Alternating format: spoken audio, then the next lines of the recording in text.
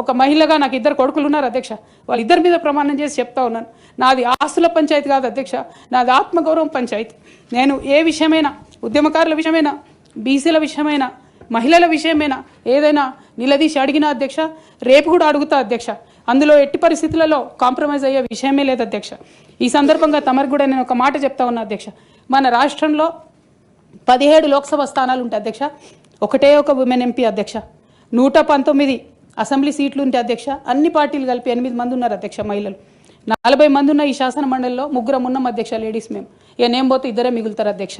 కానీ ఎంత అన్యాయం అంటే అధ్యక్ష, ఎంత చిన్న చూపు అంటే మహిళలు అంటే, పొలిటికల్ పార్టీస్కైనా ఆఖరికి కౌన్సిల్ కూడా అధ్యక్ష.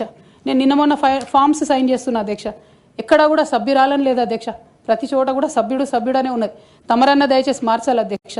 ఈ మొత్తం 4 కోట్ల మంది ప్రజల్లో అధ్యక్ష, మహిళల యొక్క పర్సెంటేజ్ అధ్యక్ష మన రాష్ట్రంలో ఇంత అధ్యక్ష, 0.00003% అధ్యక్ష.